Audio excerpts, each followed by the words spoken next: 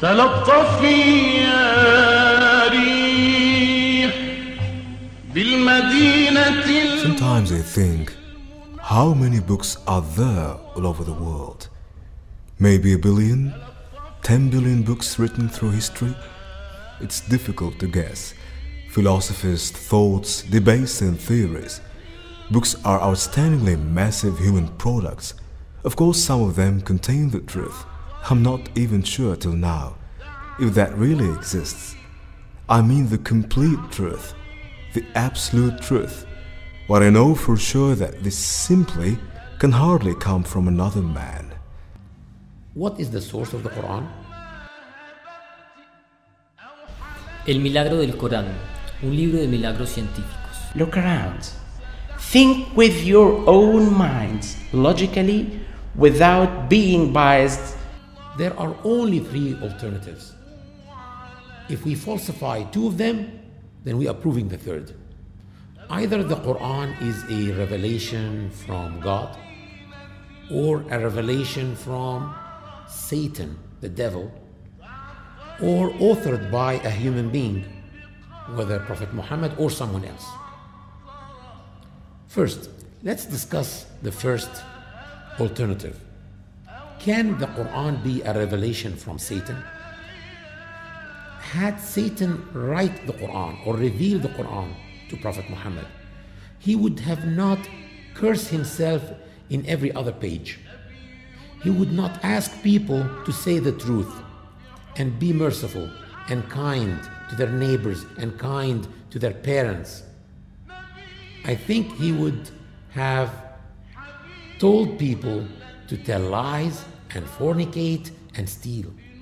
It is among the Islamic traditions and the instructions of Prophet Muhammad to ask refuge with Allah from Satan, the cursed Satan. So it cannot be from Satan. The third alternative, which is, can the Quran be a product of a human being, whether Prophet Muhammad or someone else? Let's discuss the first one. Can it be a product of Prophet Muhammad? Can he be the author of the Quran? If you think about it, Prophet Muhammad was an Arab who was sent in the beginning to the Arabs with an Arabic Quran.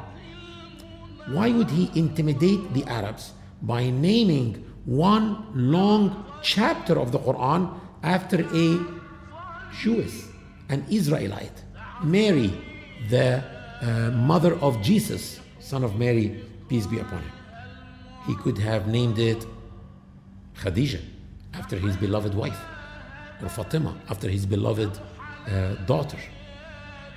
Who can tell me few verses from the chapter Khadijah or Fatima or Amina, his mother? No one, because there is any chapter in the Quran named after any even Arab woman. And if this Quran was the innovation of him, I mean Prophet Muhammad, peace and blessings upon him, as some have claimed, then he would have made mistakes, or he would even be disabled, or even just ignored and disregarded all or most of these scientific facts.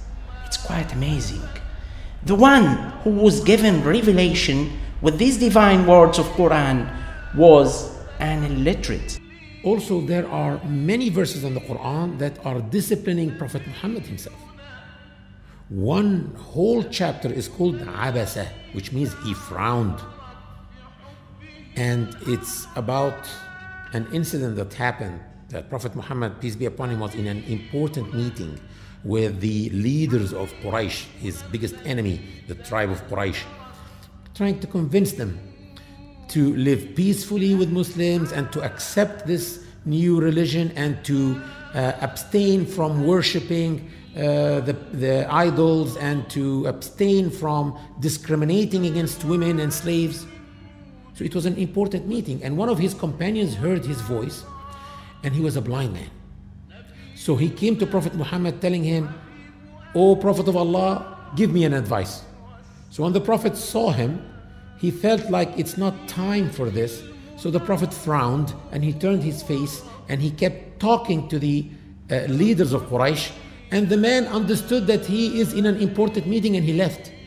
That's all. If you think about it, you don't find that the Prophet did anything wrong.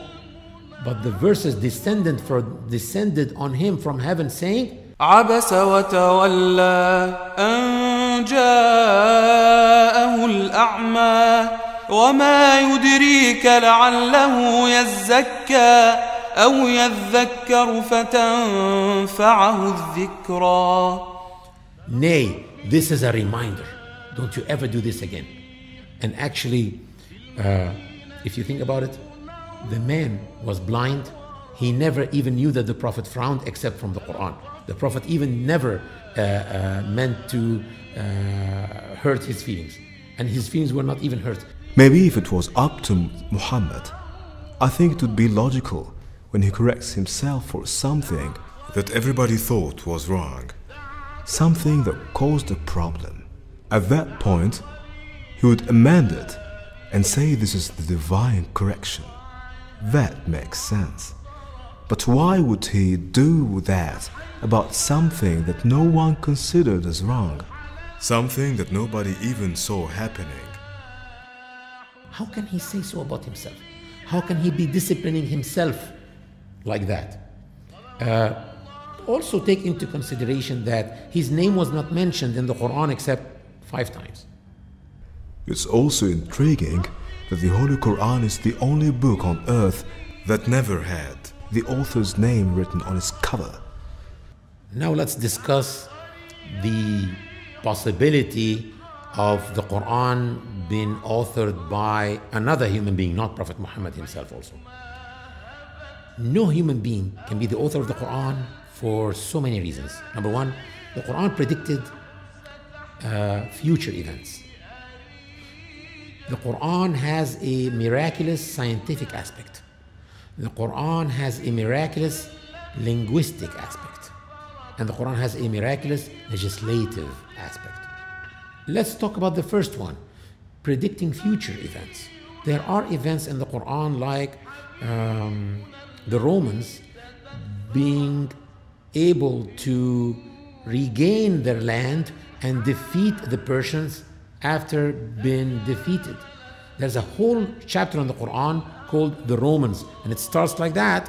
The Romans has been defeated, but very soon they will be victorious. It's like saying today that the USSR, the Soviet Union, will come back within very few years, and defeat the United States of America. If anyone says so now, people will say that he's crazy. At that time, the Roman Empire was collapsing. They were losing their territories to the Persians. Egypt was invaded by the Persians, and most of the territories ruled by the Roman Empire. At that time, the verses of the Quran were descending on Prophet Muhammad, saying and challenging people by saying the Romans are defeated, but within few years they will be victorious. I think this proves easily that it is not his own handiwork.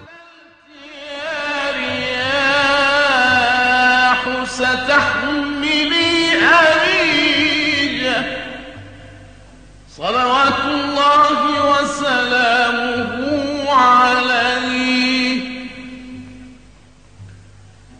تلطفي يا ريح بالمدينة المنورة